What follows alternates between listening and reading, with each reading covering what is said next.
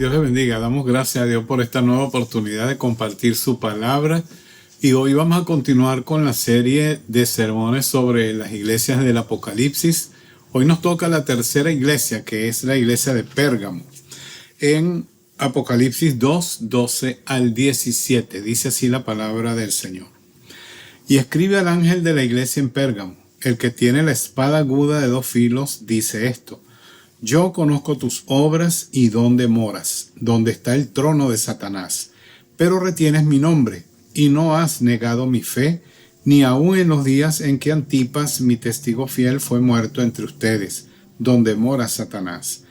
Pero tengo unas pocas cosas contra ti, que tienes ahí a los que retienen la doctrina de Balaam, que enseñaba a Balac a poner tropiezo ante los hijos de Israel, a comer de cosas sacrificadas a los ídolos y a cometer fornicación. Y también tienes a los que retienen la doctrina de los Nicolaitas, la que yo aborrezco. Por tanto, arrepiéntete, pues si no, vendré a ti pronto y pelearé contra ellos con la espada de mi boca. El que tiene oído oiga lo que el Espíritu dice a las iglesias. Al que venciere, daré a comer del maná escondido, y le daré una piedrecita blanca, y en la piedrecita escrito un nombre nuevo, el cual ninguno conoce, sino aquel que lo recibe. Pérgamo era la capital de Asia Menor. La iglesia de Pérgamo simboliza el periodo desde el edicto de Constantino hasta el establecimiento papal, desde el 313 al 606 después de Cristo. Pérgamo significa elevación o matrimonio. En este periodo se llevó a cabo el acuerdo matrimonial entre la iglesia, el mundo y el paganismo. Se efectuó la traición de la iglesia a su verdadero esposo, Jesús, y el adulterio espiritual. La palabra nicolaíta que aparece allí proviene de 2 palabras griegas: Nico, que significa guiar, y Laos, que significa pueblo, literalmente guiar al pueblo. Hubo esfuerzos para obtener dominio por los miembros de las iglesias, personas individuales, como Diótrefes en Tercera de Juan, versículos 9 y 10, y al final el clero comenzó a gobernar al pueblo a su antojo. Ellos allí en Pérgamo tenían un gran altar dedicado a Zeus. Su aspecto era el de un trono o silla, y durante todo el día todos se dedicaban a elevarles sacrificios a ese dios llamado Zeus. Por lo tanto, desde ese trono se elevaba humo de los sacrificios que se ofrecían al dios Zeus. También tenían un templo dedicado a Esculapio, el dios curandero. Sus templos siempre estaban cerca de hospitales y lo adoraban bajo la forma de una serpiente. Este símbolo significaba salud para los de Pérgamo, pero para los cristianos representaba el mal, como usted lo puede encontrar en Apocalipsis 12, 9, que habla de la serpiente antigua, el diablo Satanás, y en Apocalipsis 20, versículo 2. Esculapio era llamado por los de Pérgamo Salvador, un título que solamente le pertenecía a nuestro Señor Jesucristo. Pérgamo era el centro del culto al César. Desde el año 29 a.C. hubo un templo dedicado a él. Los cristianos de Pérgamo vivían bajo una continua amenaza de muerte, porque se obligaba a las personas, los ciudadanos de esas ciudades, a declarar que César era el Señor. Y para un cristiano no había nada que fuera más demoníaco y satánico que eso, porque Jesucristo era el único Señor. Todo esto hacía de Pérgamo un centro del paganismo y la maldad. Por eso Jesús lo llama en esta carta el trono de Satanás a Pérgamo. A veces Dios permite que usted y yo estemos en lugares difíciles. Dios nos lleva a lugares difíciles. Jesús vino a este mundo, a un lugar difícil, a un pueblo también difícil, y lo rechazaron. Si nosotros vivimos en un ambiente hostil, debemos recordar que Él lo sabe y Él conoce el lugar donde tú y yo estamos y el dolor que tú y yo también padecemos. Él nos ve y nos entiende. Tiene una palabra especial para aquellos que viven en un lugar difícil. Vamos a ver entonces lo que Dios tiene para nosotros en esta carta a la iglesia de Pérgamo, que es la iglesia ubicada en un lugar difícil. Ese es el título de nuestro mensaje, y lo que les he hablado es la historia de lo que ocurría para ponerlos en contexto de lo que está hablando Jesús a esta carta. Entonces, en primer lugar, Dios anima a su pueblo por retener su nombre. Dios los anima porque ellos retienen el nombre del Señor. Apocalipsis 2:13 dice: yo conozco tus obras y dónde moras, donde está el trono de Satanás. Pero retienes mi nombre y no has negado mi fe, ni aun en los días en que Antipas, mi testigo fiel, fue muerto entre ustedes, donde mora Satanás. Así que los cristianos de Pérgamo amaban a Jesús, sentían una profunda lealtad hacia Él y se aferraban al nombre de Jesús. Usted y yo necesitamos también eso, aferrarnos al nombre de Jesús, ser fieles a nuestro Padre Celestial. Lo necesitamos porque la salvación solamente se encuentra en Jesús. Jesús dijo en Juan 14:6: yo soy el camino y la verdad y la vida, y nadie viene al Padre sino por mí. También dijo a través del apóstol Pedro en Hechos 4:12: en ningún otro hay salvación, porque no hay otro nombre bajo el cielo dado a los hombres en que podamos ser salvos. Y también Pablo dijo en 1 Timoteo 2:5: porque hay un solo Dios y un solo mediador entre Dios y los hombres, Jesucristo hombre. Entonces, necesitamos nosotros retener el nombre de Jesús porque solamente en Él hay salvación. También lo necesitamos porque en el nombre de Jesús nosotros podemos vencer las luchas y las tentaciones y los problemas que enfrentamos a diario. El versículo 13 nos recuerda que el trono de Satanás está cerca del pueblo de Dios. El demonio está activo. El demonio se opone a la causa de Jesucristo.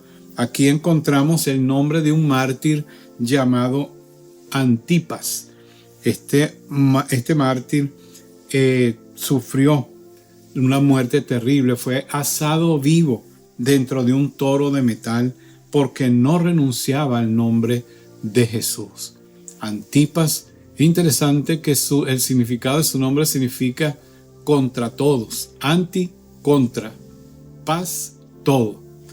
Así que nosotros los creyentes también estamos opuestos a todo aquello que desagrada a Dios. Y en medio de los problemas y las dificultades nos vamos a encontrar porque tú y yo vivimos en medio del trono de Satanás. Este mundo está controlado por el maligno hasta que un día el Señor entonces lo arroje en el lago de fuego y lo quite de en medio y nosotros podamos vivir para siempre en paz, de nuevo en armonía con nuestro Dios.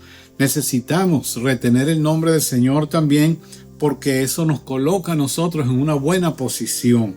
La Biblia nos recuerda que en su nombre, en el nombre de Jesús, se va a doblar toda rodilla y toda lengua va a confesar que Jesucristo es el Señor. Filipenses 2, 9 al 11. Cuando Jesús envió esta carta a la iglesia de Pérgamo, la ciudad había recibido la orden de declarar que César era el Señor, y los cristianos se negaban a hacer eso. Ellos habían encontrado su posición espiritual en el nombre de Jesús. Debemos entonces ser leales al nombre de Jesús. El enemigo va a querer apartarnos del nombre que es sobre todo nombre, pero nosotros debemos mantenernos firmes, caminando y viviendo para nuestro Dios. En segundo lugar, Jesús condena a su pueblo por tolerar el mal. Una de las cosas que podemos poner como título en el nombre de esta carta es transigir. Transigir es estar de acuerdo, es prácticamente, como veremos el domingo que viene, si Dios quiere, es tolerar, la tolerancia. No podemos transigir con el mal.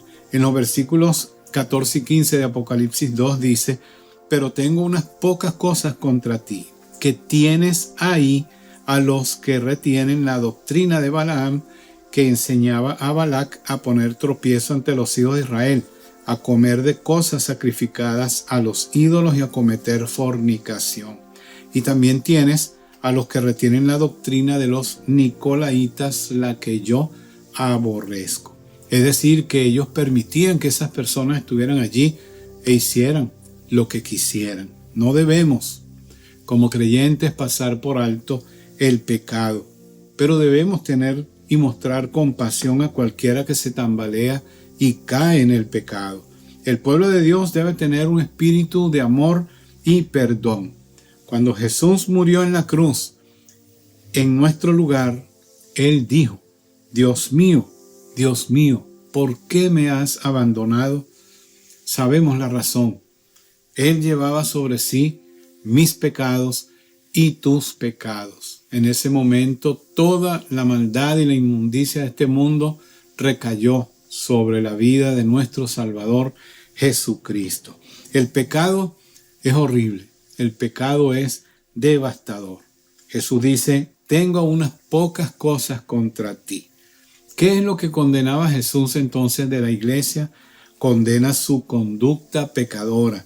Menciona a Balaam, quien enseñó a Balac a poner tropiezos al pueblo de Dios, según el libro de Números, capítulo 22, versículo 22 al 25. Números capítulos 22 al 25 y el capítulo 31. Jesús nos pide, Jesús demanda de su pueblo que andemos en un camino de justicia y pureza. Mire lo que escribe el apóstol Pedro. Y mayormente aquellos que siguiendo la carne andan en concupiscencia e inmundicia y desprecian el señorío. Atrevidos y contumaces, no temen decir mal de las potestades superiores, mientras que los ángeles, que son mayores en fuerza y en potencia, no pronuncian juicio de maldición contra ellas delante del Señor. Pero estos, hablando mal de cosas que no entienden, como animales irracionales, nacidos para presa y destrucción, perecerán en su propia destrucción, perdición, recibiendo el galardón de su injusticia, ya que tienen por delicia el gozar de deleites cada día. Estos son inmundicias y manchas, quienes aún mientras comen con ustedes se recrean en sus errores. Tienen los ojos llenos de adulterio, no se sacian de pecar, seducen a las almas inconstantes, tienen el corazón habituado a la codicia y son hijos de maldición. Han dejado el camino recto y se han extraviado siguiendo el camino de Balaam, hijo de Beor, el cual amó el premio de la maldad y fue reprendido por su iniquidad, pues una muda bestia de carga, hablando con voz de hombre, refrenó la locura del profeta. Estos son fuentes sin agua y nubes empujadas por la tormenta, para los cuales la más densa oscuridad está reservada para siempre. Pues hablando palabras infladas y vanas, seducen con concupiscencias de la carne y disoluciones a los que verdaderamente habían huido de los que viven en error. Les prometen libertad y son ellos mismos esclavos de corrupción, porque el que es vencido por alguno es hecho esclavo del que lo venció. Ciertamente, si habiéndose ellos escapado de las contaminaciones del mundo por el conocimiento del Señor y Salvador Jesucristo, enredándose otra vez en ellas, son vencidos y su postrer estado viene a ser peor que el primero, porque mejor les hubiera sido no haber conocido el camino de la justicia que después de haberlo conocido, volverse atrás del santo mandamiento que les fue dado. Pero les ha acontecido lo del verdadero proverbio: el perro vuelve a su vómito y la puerca lavada a revolcarse en el cieno. Segunda de Pedro 2, 10 al 22. Entonces Jesús condena el pecado. También condena nuestras creencias pecaminosas. Las doctrinas erradas permitían al pueblo de Dios comer cosas sacrificadas a los ídolos y cometer fornicación. Una enseñanza que tenían era: si son predestinados, no importa cómo vivan, pues de todos modos son salvos. Y si no son predestinados, no importa cómo vivan, pues de todos modos están perdidos. Era una doctrina de libertinaje doctrinal y moral. Jesús requiere y pide, demanda que su iglesia sea una iglesia pura y santa. En tercer lugar, Jesús manda que nos arrepintamos. Por tanto, arrepiéntete, pues si no, vendré a ti pronto y pelearé contra ellos con la espada de mi boca. Apocalipsis 2:16. El Señor demanda de su iglesia, de su pueblo, de sus hijos, que cambiemos nuestra forma de vivir. Cuando nos arrepentimos, llega entonces la renovación a nuestra vida. Amanece un nuevo día. Experimentamos una nueva vida y un nuevo poder. En Job 42, versículo 6, nos habla de que él se arrepintió. Me arrepiento, dice él. Si un hombre bueno como Job hizo eso, ¿qué podemos esperar nosotros? El pródigo, dice Lucas 15, volvió en sí y se levantó y le dijo a su padre que era indigno de ser llamado su hijo. Debemos arrepentirnos pronto, porque si no, él luchará contra el que lo haga, contra el que se niegue con la espada de su boca. Algunas iglesias del Asia Menor, como vimos el domingo antepasado, ellas no se arrepintieron y él removió el candelero de su lugar. La esposa de Lot no se arrepintió, miró atrás, se convirtió en estatua de sal. El pecado trae juicio. Por eso Pablo dice que la paga del pecado es muerte. Dios es misericordioso y paciente para con todos nosotros. Él quiere que cambiemos. Si nos negamos, la ruina y la desolación vendrán a nuestra vida. En cuarto lugar, Jesús tiene bendiciones para el vencedor. Dice el versículo 17 de Apocalipsis 2. El que tiene oído, oiga lo que el Espíritu dice a las iglesias. Al que venciere, daré a comer del maná escondido y le daré una piedrecita blanca. Y en la piedrecita escrito un nombre nuevo, el cual ninguno conoce sino aquel que lo recibe. Un vencedor entonces es aquel que cree que Jesús es el Cristo, como escribió Juan en 1 de Juan 5, 4 y 5. No solo necesitamos vencer en la lucha contra Satanás, sino también en cada área de nuestra vida, como dice Gálatas 5, 19 y 20 y 1 de Juan 2, 15 al 17. Jesús quiere que tú y yo venzamos sobre todas estas cosas. A los vencedores, Él les promete que le dará, primero, el maná escondido. El fondo de la historia del maná está en Éxodo capítulo 16. Las tierras desérticas por donde pasó el pueblo de Israel no tenían alimento y por eso Dios envió el maná todos los días. Jesús nos ofrece a nosotros un alimento celestial, espiritual. Él dijo que Él era el pan que había descendido del cielo, según Juan capítulo 6. De Él obtenemos la vida divina. Él nos da las fuerzas para triunfar en todas nuestras batallas. Por lo tanto, debemos alimentarnos de Él a través de su palabra y a través de la oración. En segundo lugar, Él dice que nos dará una piedrecilla blanca. En la antigüedad, los jueces daban a los culpables una piedra negra y a los inocentes una piedra blanca. Y a los que le daban esa piedra blanca eran puestos en libertad. En Cristo hemos recibido el perdón de nuestro pecado. Hemos sido hechos libres. Al que el Hijo del Hombre libertare, dijo Jesús, será verdaderamente libre. Por lo tanto, también él, el que tenía una piedrecilla blanca, la usaba como señal de que era ciudadano de esa provincia y tenía entrada libre a ese lugar en la ciudad.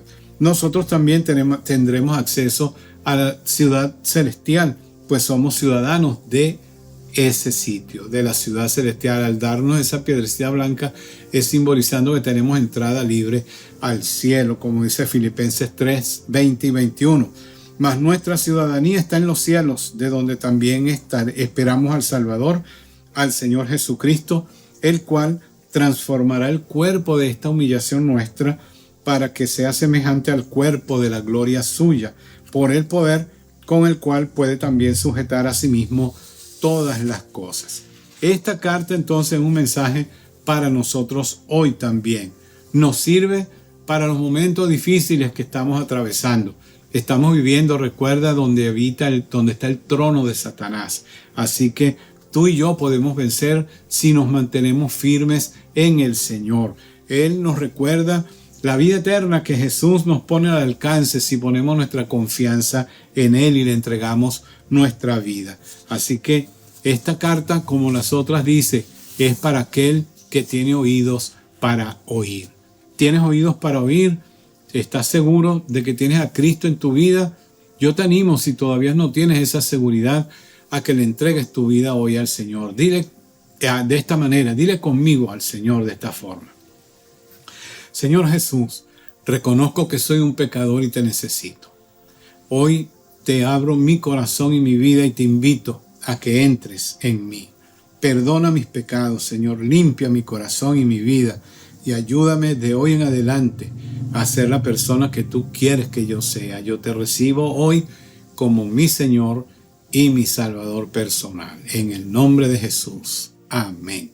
Amén. Dios te bendiga. Si tú hiciste esta oración, te felicito por esa decisión que acabas de tomar y te invito a seguir adelante sostenido de la mano de Jesús. Si te gustó el mensaje, dale like y si no te has suscrito al canal, suscríbete y marca las notificaciones.